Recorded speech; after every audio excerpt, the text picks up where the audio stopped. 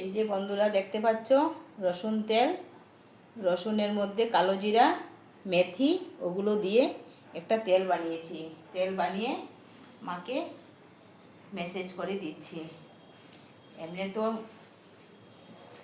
তেল তো কিনতেই পাওয়া যায়, তাই না? কিন্তু মানে ঘরে বানানোর তেলটার আরামটাই আলাদা। জায়ফল আছে না, জায়ফল দিয়ে তারপর একটুখানি হলুদ, একটুখানি আদা, তারপর রসুন ওগুলো দিয়ে একটা তেল বানিয়েছি। একটুখানি মেথিও দিয়েছি। মেথি দিয়ে তেল বানিয়ে মেসেজ করে দিয়েছি। 1 ঘন্টা হয়ে গেল মেসেজ করছি। তারপর হঠাৎ মনে হলো যে একটা স্মৃতি ক্যামেরা বন্দি করে রাখি, তাহলে ভালো লাগবে। একসময় নিজে কীরকম করে মেসেজ করছি, এটা আমি যদি অসুস্থ হই তাহলে আমার ছেলেও আমাকে করবে, তাই না বন্ধুরা? তাই আমি এগুলো করি। এগুলো আমার ফেসবুকে যে ভিউ কামানোর জন্য আর কমেন্ট করার জন্য আমি এগুলো করছি না। বিশেষ করে তোমাদেরকে বলছি, যার ইচ্ছে হবে কমেন্ট করবে, যার ইচ্ছে হবে কিছু বলতে পারো, কোনো অসুবিধা নেই। কিন্তু আমি আমার ছেলেদের জন্যই এগুলো করে ক্যামেরাবন্দি করে রাখছি। তাই মায়ের সেবা করলে ওরাও আমার সেবা করবে, তাই না বন্ধুরা?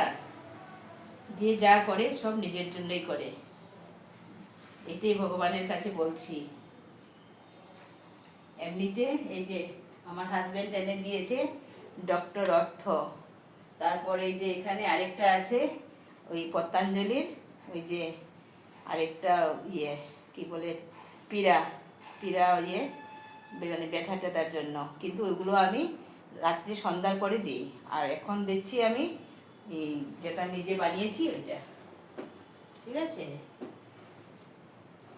এটা দিলে একটা খুব আরাম পাওয়া যায়।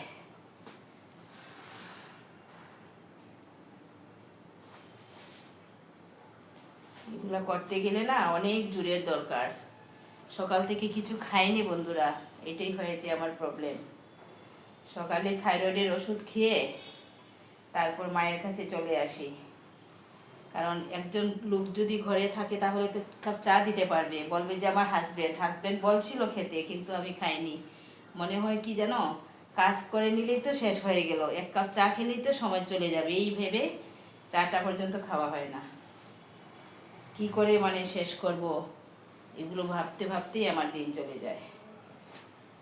ঠিক আছে বন্ধুরা, সবাই ভালো থেকো, সবাই সবার মায়ের যত্ন করো। যে যা করবে নিজের জন্যই করবে, ঠিক আছে?